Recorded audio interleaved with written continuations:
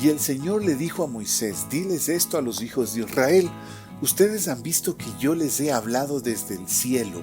No harán de mí dioses de plata ni de oro. Me harán un altar de tierra y en él sacrificarán sus holocaustos y sus ofrendas de paz, sus ovejas y sus vacas. Yo vendré y los bendeciré en todo lugar donde yo haga que mi nombre sea recordado.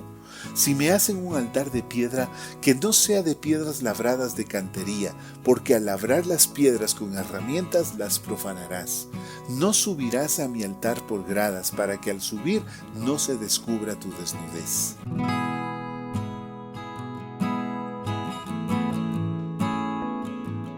Ha habido momentos en la historia en los que los creyentes han dado un énfasis desmedido a los templos, centralizando toda su adoración en lugares particulares, destinados exclusivamente para ello. Su majestuosidad, su decorado y la dedicación exclusiva hacen de muchos templos el lugar por excelencia para la adoración a Dios. En Sao Paulo, Brasil, la Iglesia Universal del Reino de Dios invirtió $288 millones en la construcción de su templo principal en 2014. En Estados Unidos, la Catedral de Cristal, un antiguo templo evangélico ahora convertido en una iglesia católica, tuvo un costo aproximado de $135 millones. El templo Casa de Dios en Guatemala tiene un costo estimado de $45 millones. Cada uno de estos templos reflejan el anhelo de honrar a Dios hasta cierto punto, pero muchas veces este anhelo se mezcla con la vanidad humana. En los tiempos de Jesucristo, el templo de Herodes causó gran admiración entre los discípulos de Jesucristo por su majestuosidad e imponencia.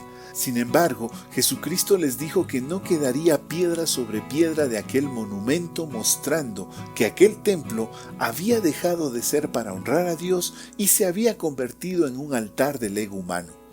El texto de Éxodo 20 que hemos leído nos muestra a Dios diciéndole a su pueblo que si desean encontrarse con Él, lo pueden hacer en cualquier sitio que Dios mismo establezca.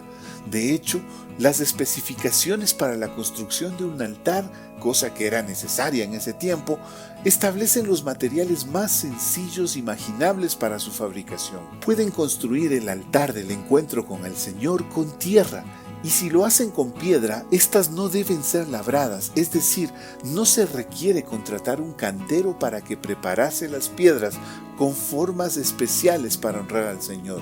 Todo esto muestra que para el Señor los grandes templos no son necesarios cuando se trata de buscarlo. En el libro del Génesis se ve cómo Jacob levantó un altar al Señor con las piedras que encontró en el lugar donde había dormido, y Dios no se molestó por ello. El exceso de lujo puede ser un peligro para la Iglesia de Jesucristo cuando ésta prioriza la magnificencia y el esplendor por encima de la adoración y la gratitud. Sin embargo, hay que cuidarse del otro extremo. Muchos creyentes terminan volviéndose cómodos y complacientes, como sucedió algunos años más tarde con el pueblo de Israel, cuando Dios les reclama diciendo: este pueblo dice, todavía no es tiempo de que la casa del Señor sea reedificada. Puesto que el pueblo de Dios vivía cómodamente en casas de lujo, las cuales se habían vuelto cada vez más grandes, mientras que la casa de Dios se seguía cayendo a pedazos.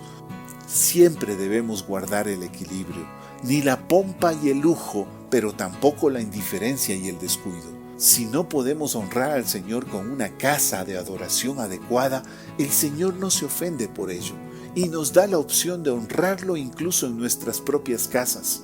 Pero si tenemos las posibilidades de honrarlo por medio de un espacio de adoración, alabanza y proclamación de su palabra, debemos hacer el esfuerzo para que de esa manera aquel lugar se vuelva una referencia para las futuras generaciones, no por su lujo, sino por el servicio que brinda al pueblo de Dios. Que Dios te bendiga.